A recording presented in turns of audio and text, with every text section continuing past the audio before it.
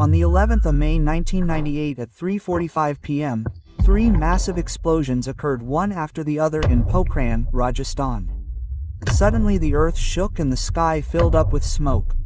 People in the nearby villages were terrified. No one understood what had happened.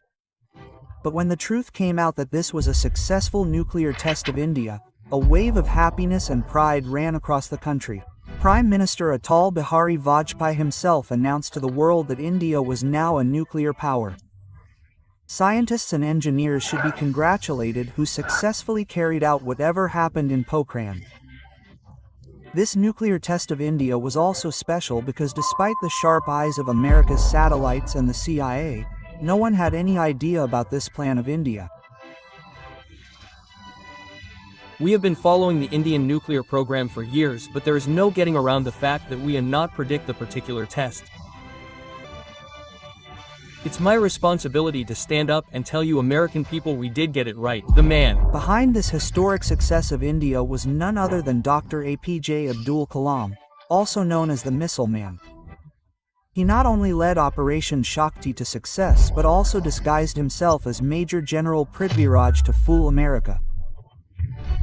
Born in a small village of Rameswaram, to a sailor, Abdul Kalam worked in the country's two biggest scientific institutions like DRDO and ISRO on the strength of his hard work and made India so self-reliant in space and defense technology that the country which was once dependent on other countries for weapons is today making weapons on its own and also exporting them.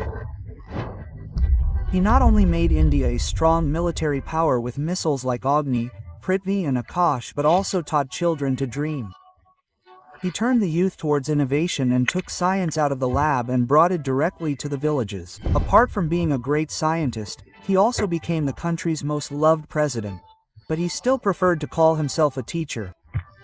So let's know the whole story of India's most beloved president Dr. A.P.J. Abdul Kalam, famous as Missile Man. How did Dr. Kalam, who once dreamed of becoming a fighter pilot, become India's great scientist? What was his role in making India a nuclear power? And why could he not become president again in June 2007 despite wanting a second term as president? He was an eminent scientist, people's president, a Bharat Ratna and India's very own Missile Man. In 1962, he joined the Indian Space Research Institute i.e. ISRO and became the project leader of the country's first indigenous satellite SLV-3. Dr. Kalam played an important role during the nuclear test of Pokhran 2 in 1998. For India, Dr. Kalam is one sun never sets. Message is dream. Transforms. Into thoughts. Results. Into action. Abul Fakir Zainullah Abuddin Abdul Kalam was born on the 15th of October 1931 in a small village in Rameswaram, also known as the Temple City of Tamil Nadu.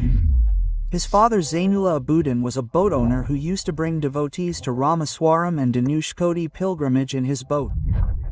His mother Ashi Amma was a housewife. Abdul Kalam was the youngest of his 5 siblings. His ancestors were rich merchants whose business was related to carrying goods and passengers between the Indian mainland, Pamban Island and Sri Lanka. But in 1914 when the Paman Bridge was built which connected Pamban Island to mainland India, his family's business failed, due to which his family became financially weak.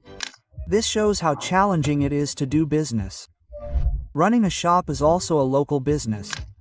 But only those who run it know how complex it can be. Tracking orders, managing staff shifts, checking inventory, all this seems like an endless struggle in the hustle and bustle of the day. Suppose an electronic store owner in Lucknow who sells mobile phones, accessories and gadgets has to face problems many times. Sometimes a model is out of stock, sometimes size or color mismatch, and many times customers return in frustration without buying. But now there is a smart solution to all this, Odoo Point of Sale. With Odoo POS, you can manage your retail or offline business very easily. It tracks your inventory in real time so that there is no problem like stock out. And if you have multiple stores, then you can manage the inventory of every location from one place. You can also easily track employee performance, work hours and shift schedules with Odoo, so that the team also remains motivated and transparency is maintained in work. You can search for old orders by customer product, cashier or date. Odoo also gives the option of self-service, where customers can place orders themselves from POS or smartphone. With Odoo POS, you can take your business out of confusion and bring it to clarity. The most amazing thing is that the first app of Odoo is free with full hosting and support for lifetime. So if you also want to grow your business in a smart way, then you can join Odoo. You will find its link in the description and pin comment. His father also had to face difficulties in running the house. Therefore, Abdul Kalam had to work as a newspaper distributor at the age of only 10. He would wake up early in the morning and first distribute newspapers and then go to school. It was this struggle that laid a strong foundation of patience and discipline in Kalam since childhood. Abdul Kalam completed his primary education from Shorts High School. He was an average student in the beginning, but the curiosity to learn something new and the fire to do something big was clearly visible inside him. In the year 1954, he completed his graduation in physics from St. Joseph's College, Tiruchirappalli. Abdul Kalam was very fascinated by the way birds fly. He often used to get into deep thought after seeing birds flying, and this curiosity led him towards aeronautical engineering. For this, he gave Madras engineering exam and he got selected in Madras Institute of Technology MIT. But when he heard the fees of MIT, he became very sad because the fees were high and he knew that it would be difficult for his family to pay such expensive fees. Then his elder sister Asim Zora came forward and sold her gold jewelry and paid for Kalam's fees, due to which he could get admission in MIT in 1955. Kalam mentioned this sacrifice of his sister very emotionally in his book My Journey Transforming Dreams into Actions. Once while studying at MIT, Abdul Kalam was working on a technical project, but his dean was not satisfied with the speed of his work. So he clearly told Abdul Kalam that if he did not complete the project within 3 days, his scholarship would be taken away. Then what? Kalam worked hard day and night and completed the project before time. Lin was so impressed with his dedication that later he himself told Kalam, "I deliberately wanted to put you under pressure so that you learn to handle tough situations well." This was the lesson that taught Kalam to face every challenge with a calm mind later on. From his MIT days, Abdul Kalam wanted to serve the country by becoming a fighter pilot. He tried twice for this but could not get success in it. After the interview, a total of 8 boys were to be selected and he came 9th. His dream of becoming a pilot remained unfulfilled by just 1 rank. But at that time, nobody knew that Abdul Kalam, who was disappointed for not being able to become a pilot, would one day become such a scientist who would present India's space and defense technology as a superpower in front of the world. After obtaining a degree in aeronautical engineering from Madras Institute of Technology, MIT, Abdul Kalam became a member of the Defense Research and Development Service, and then in the year 1960, he started his career as a scientist in Defense Research and Development Organization, DRDO. His first assignment in DRDO was India's first indigenous rocket project named Nandi. Dr. Kalam worked hard with his team and made it successful in a short time. Meanwhile, in 1962, when NASA was organizing a special rocket science training program for young scientists, Dr. Vikram Sarabhai, chairman of Indian National Committee for Space Research, IACSR, decided to send 10 promising Indian scientists there. One of them was Abdul Kalam. In March 1963, Kalam went to America for training, and he took training at NASA's Goddard Space Flight Center and Wallops Island. Here he learned the nuances of rocket launching, propulsion systems and space technology. He attended multiple technical sessions including dummy rocket firing. This entire training proved to be very significant for him. After returning to India, Dr. Kalam played a major role in setting up India's first domestic rocket launching facility in Trivandrum, Kerala. After this, while being associated with DRDO, he also designed a small helicopter for the Indian Army. Dr. Kalam had the potential to do something big, and his seniors understood this very well. Therefore, considering his capabilities, he was transferred to Indian Space Research Organization ISRO in the year 1969. In ISRO, he got a chance to work with Dr. Vikram Sarabhai, known as the father of the Indian space program, and the then ISRO chairman Dr. Satish Dhawan. Here Dr. Kalam was made the project director of India's most ambitious project, Satellite Launch Vehicle SLV. Through SLV, India wanted to register its scientific presence on the global stage by sending its own satellite into space. Dr. Kalam was fully engaged in this mission, but at the same time he was also working on an independent indigenous rocket program, which he started in 1965 during his time at DRDO.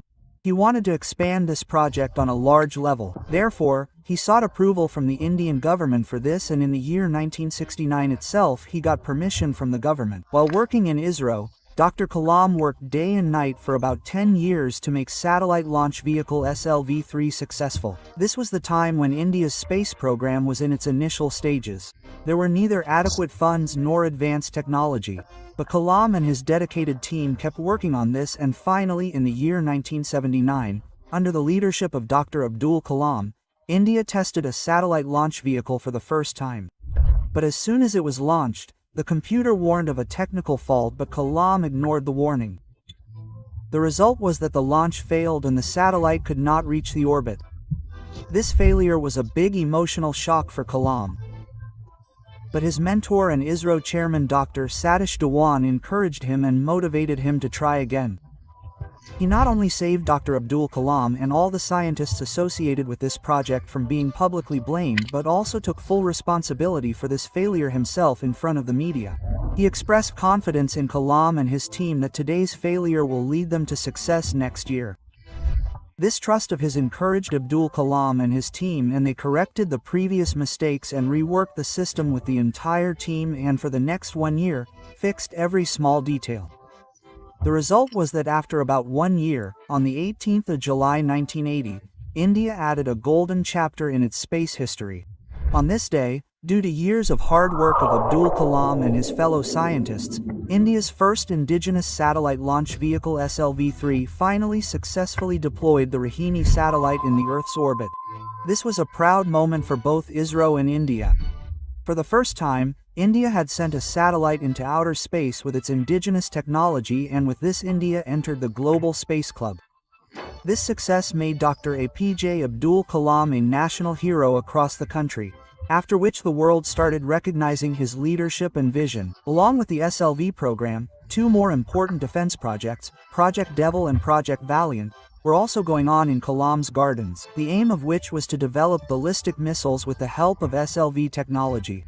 He was also a part of the core team of the Polar Satellite Launch Vehicle PSLV program, which later played an important role in getting India recognition in the space world. After the success of SLV-3, in August 1980, Prime Minister Indira Gandhi invited Dr. Abdul Kalam and Dr. Satish Dhawan to meet prominent MPs. But when Kalam came to know about this invitation, he became nervous. He told Dr. Satish Dhawan, "Sir, I have neither a suit nor shoes. I only have slippers." Quote. Hearing this, Dr. Dhawan smiled and said, "Kalam, you are already wearing the suit of success. You just reach there."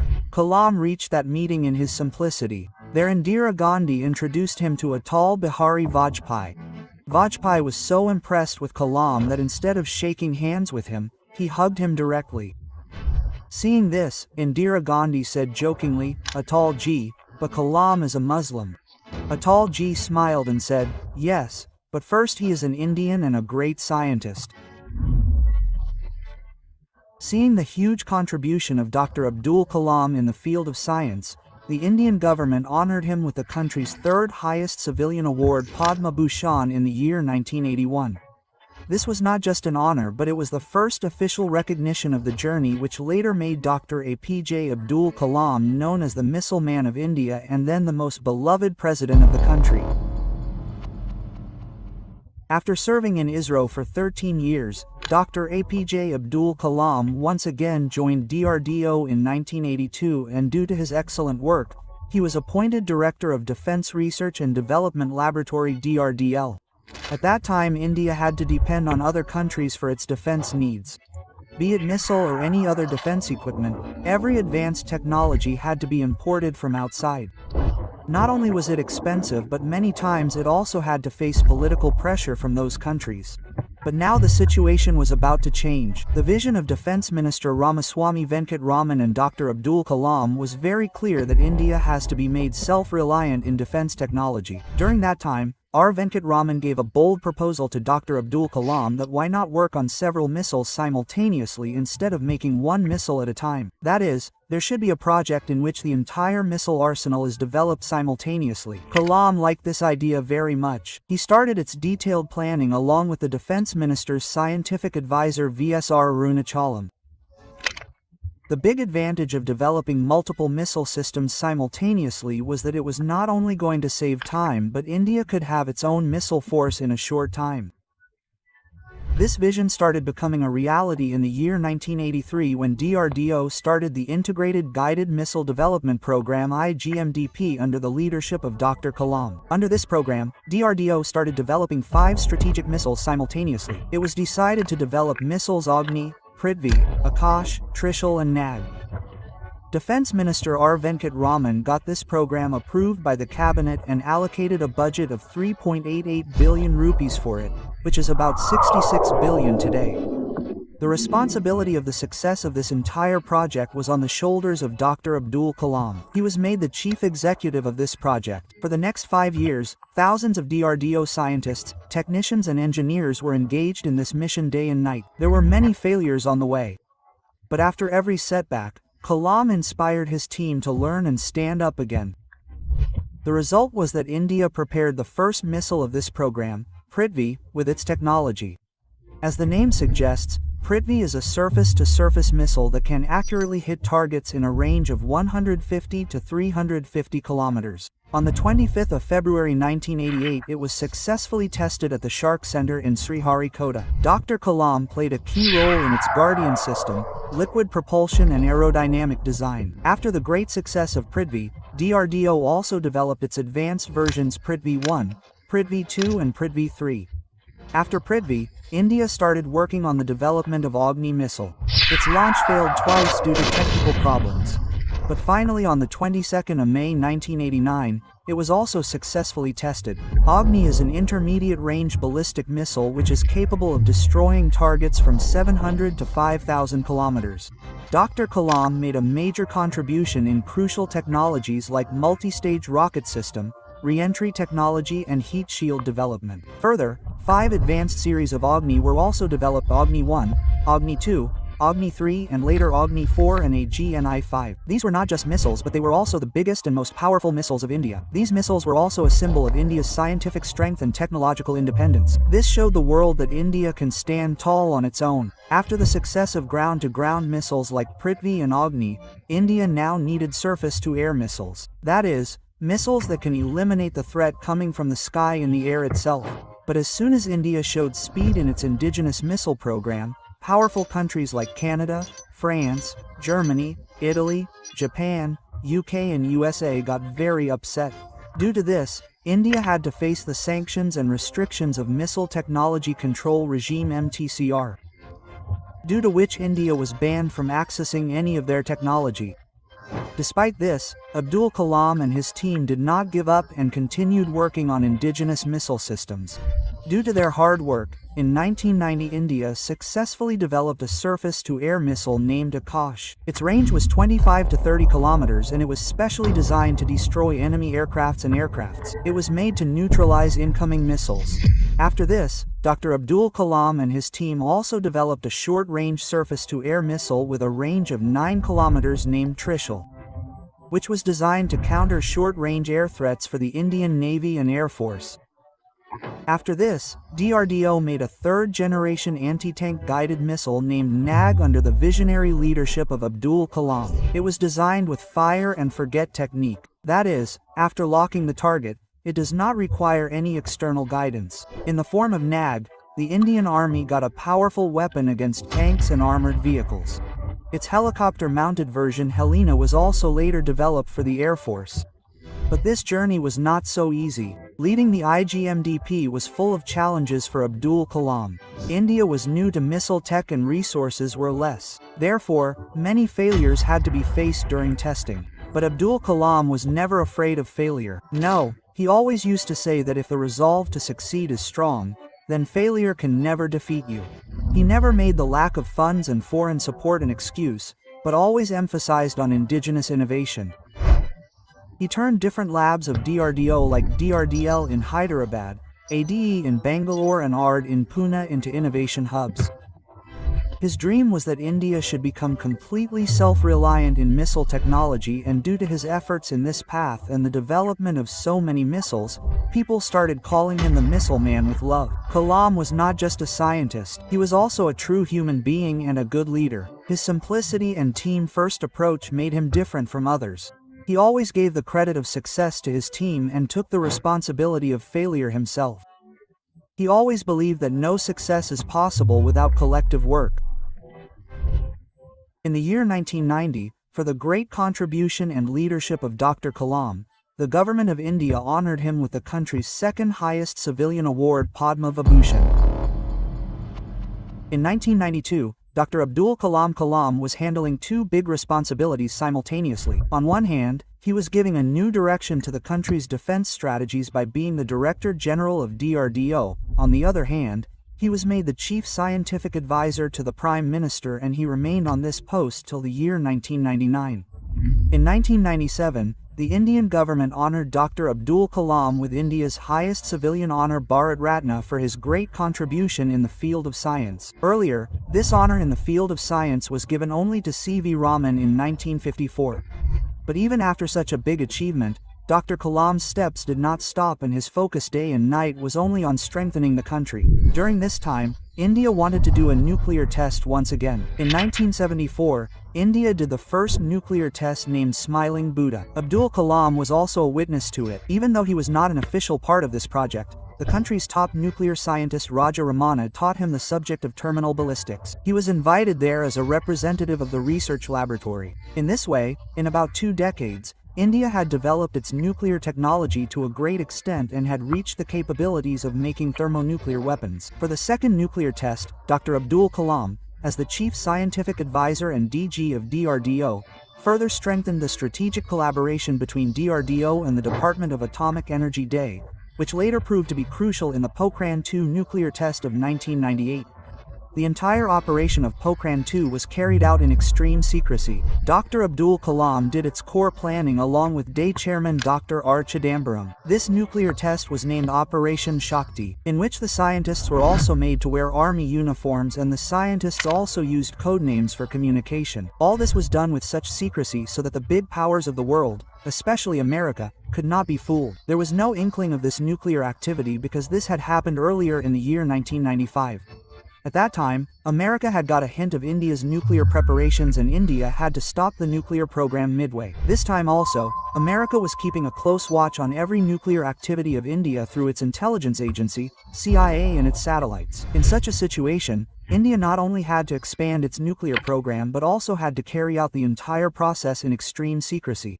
Therefore, only selected senior scientists, military officers, and political leaders were aware of it. Dr. A.P.J. Abdul Kalam and Dr. R. Chidambaram were the coordinators of this nuclear project, and along with them 8 teams of scientists including Dr. Anil Kakodar and 58 Engineers Regiment of the Army were making their important contribution. The result of this was that India conducted 5 nuclear tests one after the other in Pokhran, Rajasthan on the 11th of May and the 13th of May 1998, which included both thermonuclear and fission types devices. India had now officially become a nuclear power, and the days were over when the 5 countries sitting in the nuclear club used to make the world dance to their tune. India had now gained the courage to stand proudly on the global stage, and this was the reason why the international reactions to India's success were quite harsh. Japan and America were so angry with this nuclear test of India that they imposed economic sanctions on India. At the same time, the United Nations Security Council condemned India by passing a resolution. Israel was the only country that openly supported India.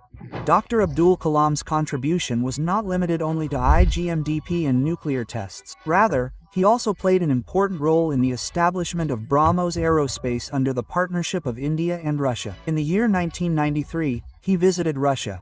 where he showed an incomplete supersonic combustion engine to the Russian officials and put forward a proposal to make a supersonic cruise missile in partnership between the two countries. 5 years later, on the 12th of February 1998, a historic agreement was signed between Dr. Kalam and the Russian Deputy Defense Minister, under which both countries were going to establish BrahMos Aerospace together, in which India had a 50.5% stake and Russia had a 49.5% stake. Its purpose was to make the world's fastest cruise missile. Under the leadership of Dr. Kalam, India conducted successful BrahMos tests in 2001 and 2004, and since 2005 it has become a part of India's defense systems. Today BrahMos has become a global brand and many countries have also signed deals to buy it from India. India, which once depended on other countries for every defense technology, is today not only developing its own weapons but is also exporting them to other countries. And behind this entire change, the most important contribution is the visionary leadership of Dr. A.P.J. Abdul Kalam. Not only defense, Kalam also contributed in the field of medical science. He worked as a cardiologist. Along with Dr. Soma Raju, Kalam Raju created the stent, which was a low-cost coronary stent. It proved to be a boon in making heart treatment affordable for poor patients. Apart from this, he also worked on composite materials, avionics and lightweight prosthetics, which proved to be a game-changer in India's defense and space programs. Dr. Kalam believed that the benefits of science should not be limited to laboratories, but it should be the reason for bringing change in the life of every person, and this thought was the purpose of his entire life. Atal Bihari Vajpayee was so impressed with the vision and personality of Dr. A.P.J. Abdul Kalam that he decided to make him the next president of the country in 2002. A few years before this, Atal Bihari Vajpayee had offered him to join his cabinet, but Kalam had respectfully refused for this. He had then said that the country needs me more at this time in defense research and nuclear program. But in 2002, when the matter of the post of president came up, Atal Bihari Vajpayee was adamant to make him the president. He called him and said, "Kalam Sahab, the country needs you as the president." Kalam smiled and said, "Give me an hour to think over it."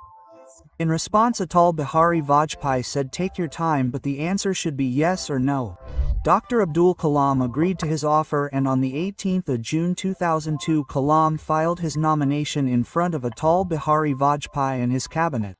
While filling the form, Atal Bihari Vajpayee joked with him and said, "You are also a bachelor like me." Kalam replied smilingly, "Prime Minister, I am not only a bachelor but also a celibate."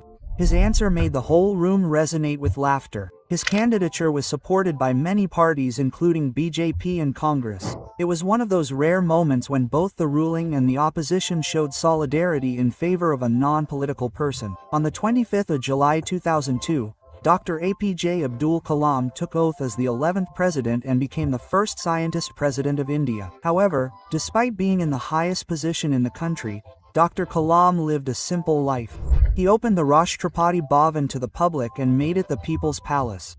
He is also called the People's President due to his simplicity and direct communication with the public.